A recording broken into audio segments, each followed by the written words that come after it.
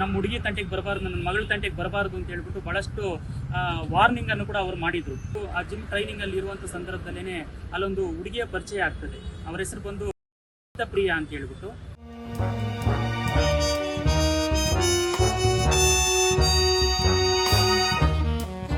ಆ ಹುಡುಗಿಯ ವಿಚಾರವಾಗಿ ಅವರಿಬ್ಬರ ನಡುವೆ ಒಂದು ಸಂಬಂಧ ಬೆಳೆಯಿತು ಅನ್ನುವಂಥ ಕಾರಣಕ್ಕೋಸ್ಕರ ಆ ಹುಡುಗಿ ಯಾರು ಅನ್ನುವಂಥವ್ರು ಇದ್ದಾರೆ, ಅವರ ತಂದೆ ಆಗಿರುವಂಥ ಕಾಮಿನೇನಿ ಪ್ರಸಾದ್ ನಾಯ್ಡು ಅಥವಾ ರಾವ್ ಅನ್ನುವಂಥವ್ರು. ಆ ಸಂಬಂಧ ಯಾವ ಮಟ್ಟಕ್ಕೆ ಹೋಗಿತ್ತು ಅಂತಂದ್ರೆ ಆ ಹುಡುಗಿ ವಿಜಯನನ್ನ ಬಿಟ್ಟು ಇರಲಾರದಷ್ಟು ಪರಿಸ್ಥಿತಿಗೆ ಹೋಗಿತ್ತು.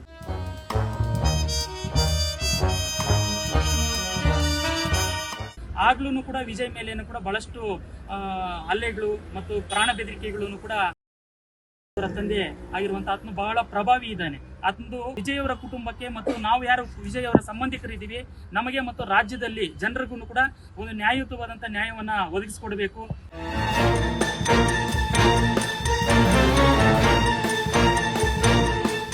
ಬೆಂಗಳೂರೆಂಬ ಮಾಯಾನಗರಿಗೆ ಕೋಟ್ಯಾಂತರ ಸಂಖ್ಯೆಯಲ್ಲಿನ ಜನ ಬಂದು ಇಲ್ಲಿ ಬದುಕನ್ನ ಕಟ್ಟಿಕೊಳ್ಳಲು ಬರ್ತಾರೆ. ಆದ್ರೆ ಇಲ್ಲಿ ಮೂಲ ಉದ್ದೇಶವನ್ನ ಮರೆತು ಬೇರೆ ಬೇರೆ ರೀತಿಯಾದಂತ ಆಕರ್ಷಣೆಗಳಿಗೆ ಒಳಗಾಗ್ತಾರೋ ಅಥವಾ ಅವರನ್ನ ಆಕರ್ಷಿಸ್ತಾರೋ ಗೊತ್ತಿಲ್ಲ.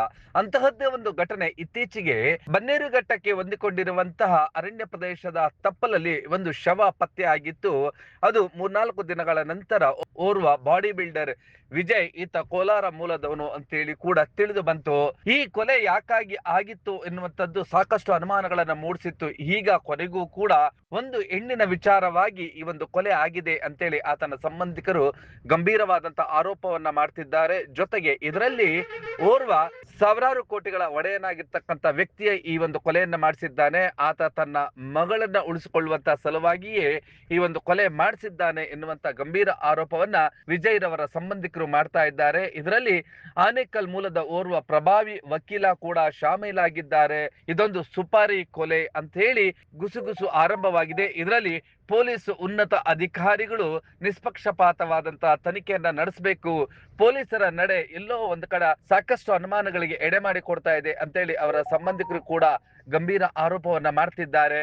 ಆ ವಿಜಯ್ ಯಾರು ಮತ್ತು ಆತನನ್ನು ಕೊಲೆ ಮಾಡಿಸಿದಂತಹ ಆರೋಪವನ್ನು ಹೊತ್ತಿರುವ ವ್ಯಕ್ತಿ ಯಾರು, ಉನ್ನತ ಅಧಿಕಾರಿಗಳು ತಪ್ಪಿತಸ್ಥರನ್ನ ಬಂಧಿಸಲಿಲ್ಲ ಅಂತಂದ್ರೆ ನಾವು ಯಾವ ರೀತಿಯಾದಂತಹ ಹೋರಾಟವನ್ನ ಮಾಡ್ತೇವೆ ಅಂತ ಹೇಳಿ ಬಾಡಿ ಬಿಲ್ಡರ್ ಆಗಿದ್ದಂತ ವಿಜಯ್ ಸಂಬಂಧಿಕರು ಯಾವ ರೀತಿಯಾದಂತ ಆರೋಪವನ್ನ ಮಾಡಿದ್ದಾರೆ ಅದೆಲ್ಲವನ್ನು ಕೂಡ ನೋಡೋಣ ಬನ್ನಿ.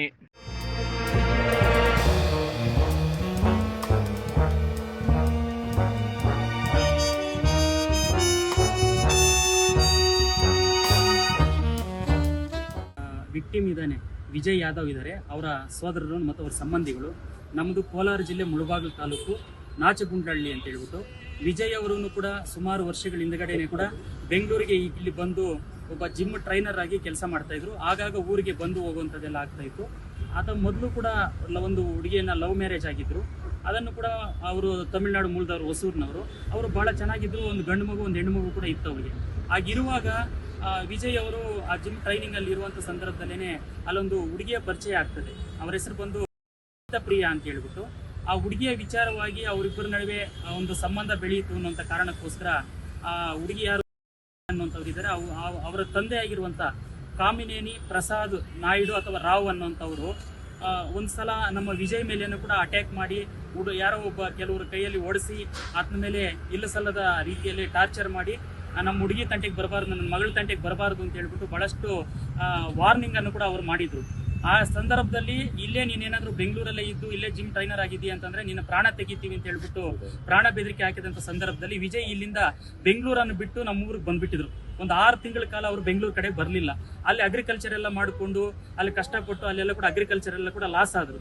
ನಂತರದಲ್ಲಿ ವಿಜಯ್ಗೂ ಮತ್ತು ಅವ್ರ ಹೆಂಡತಿಗೂ ಕೂಡ ಈ ವಿಚಾರವಾಗಿ ನಿಶ್ಚಿತ ಪ್ರಿಯನ ವಿಚಾರವಾಗಿ ಬಹಳಷ್ಟು ಮನಸ್ತಾಪಗಳು ಬಂದು ಅವರ ಕುಟುಂಬದಲ್ಲಿ ಕೂಡ ಸಮಸ್ಯೆಗಳಾಗಿ ಆಯಮ್ಮ ಡೈವರ್ಸ್ ಆಗಬೇಕು ಅಂತ ಹೇಳ್ಬಿಟ್ಟು ಅವರು ಕೂಡ ಡೈವರ್ಸ್ಗೆ ಹಾಕೊಂಡು ಅವರು ಮೇಂಟೆನೆನ್ಸ್ ಆರ್ಡರ್ ಕೂಡ ತಗೊಂಡಿದ್ರು. ಯಾರು ನಮ್ಮ ವಿಜಯ್ ಅವರ ಹೆಂಡತಿ. ಡೈವರ್ಸ್ ಆರ್ಡರ್ ತಗೊಂಡಾದ್ಮೇಲೆ ಅವರಿಗೆ ಡೈವರ್ಸ್ ಮೇಂಟೆನೆನ್ಸ್ ಕೊಡಬೇಕು ಅಂತಂದ್ರೆ ಹಣದ ಸಮಸ್ಯೆಗಳು, ಆರ್ಥಿಕ ಬಿಕ್ಕಟ್ಟುಗಳೆಲ್ಲ ಕೂಡ ಬಂದು ವಿಜಯ್ ಅವರು ಮತ್ತೆ ಊರಿಂದ ಮತ್ತೆ ಬೆಂಗಳೂರಿಗೆ ಇತ್ತೀಚೆಗೆ ಬಂದಿದ್ರು. ಬೆಂಗಳೂರಿಗೆ ಬರೋದಕ್ಕಿಂತ ಮುಂಚಿತವಾಗಿ ಕೆಲವು ಘಟನೆಗಳು ನಡೆದದ್ದನ್ನ ನಾವಿಲ್ಲಿ ಹೇಳ್ಕೋಬೇಕಾಗ್ತದೆ. ಯಾರು ವಿಜಯ್ಗೆ ಪರಿಚಯ ಆಗಿರುವಂತ ನಿಶಿತಾ ಪ್ರಿಯ ಅನ್ನುವಂಥವ್ರು ಜಿಮ್ನಲ್ಲಿ ಅವರು ಒಬ್ಬ ಕ್ಲೈಂಟ್ ಆಗಿ ವಿಜಯ್ ಅವರಿಗೆ ಪರಿಚಯ ಆಗ್ತಾರೆ. ನಂತರದಲ್ಲಿ ಅವ್ರ ನಡುವೆ ಪ್ರೇಮಂಕುರನೋ ಅಥವಾ ಒಂದು ಸಂಬಂಧನೋ ಬೆಳೀತದೆ. ಆ ಸಂಬಂಧ ಯಾವ ಮಟ್ಟಕ್ಕೆ ಹೋಗಿತ್ತು ಅಂತಂದ್ರೆ ಆ ಹುಡುಗಿ ವಿಜಯನನ್ನ ಬಿಟ್ಟು ಇರಲಾರದಷ್ಟು ಪರಿಸ್ಥಿತಿಗೆ ಹೋಗಿತ್ತು. ಅವರ ತಂದೆಯೇ ಎಷ್ಟೆಲ್ಲ ಎಚ್ಚರಿಕೆಗಳು ಕೊಟ್ಟರು ಕೂಡ ಆ ಹುಡುಗಿ ಕಂಟ್ರೋಲ್ಗೆ ಸಿಗದಿರುವಂಥ ಪರಿಸ್ಥಿತಿಗಳಾಯಿತು. ವಿಜಯವನ್ನು ಹುಡುಕೊಂಡು ಅವರು ನಮ್ಮ ಸ್ವಂತ ಊರಿಗೆ ಕೂಡ ಒಂದು 2-3 ಸಲ ಬಂದಿದ್ರು ಸರ್. ರಾತ್ರಿ 2 ಗಂಟೆನಲ್ಲಿ ಎಲ್ಲಿ ಕೋಲಾರ ಡಿಸ್ಟಿಕ್ ಬಾರ್ಡರ್ ನಿಮ್ಗೆ ಗೊತ್ತಿರ್ಬೋದು, ಗಡಿ ಗ್ರಾಮ ನಮ್ಮದು ನಾಚಗುಂಡಹಳ್ಳಿ ಅಂತ ಹೇಳ್ಬಿಟ್ಟು ಆ ಗ್ರಾಮಕ್ಕೂ ಕೂಡ ವಿಜಯನ್ ಹುಡುಕೊಂಡು ಬಂದು ವಿಜಯ್ ಕೂಡ ಅಲ್ಲಿ ಕೂಡ ಬುದ್ಧಿಮಾತುಗಳು ಹೇಳಿ ಇಲ್ಲ ಬೇಡ ಅಂತ ಹೇಳ್ಬಿಟ್ಟು ವಾಪಸ್ ಕರ್ಕೊ ಬಂದಿದ್ದು ಕೂಡ ಇದಾವೆ.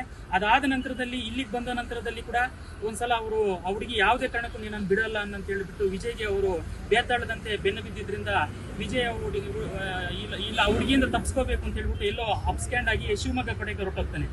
ಆ ಸಂದರ್ಭದಲ್ಲಿ ಕೂಡ ಹುಡುಗಿ ಬಂದು ಇಲ್ಲ ನೀನೇ ಬೇಕು ಅಂತ ಹೇಳ್ಬಿಟ್ಟು ಆ ಹುಡುಗನ ಇನ್ಸ್ಟಾಗ್ರಾಮ್ನ ಫಾಲೋ ಆಗಿ ಅವನು ಎಲ್ಲಿದ್ದ ಅಲ್ಲಿಗೆ ಹುಡ್ಕೊಂಡು ಹೋಗ್ತಾರೆ. ನಂತರದಲ್ಲಿ ಅವನು ಕರ್ಕೊಂಡು ನಾರ್ತ್ ಇಂಡಿಯಾ ಕಡೆಗೆ ಬೇರೆ ಬೇರೆ ಸ್ಟೇಟ್ಗಳೆಲ್ಲ ಕೂಡ ಸುತ್ತಾಡ್ಕೊಂಡು ಬರ್ತಾರೆ.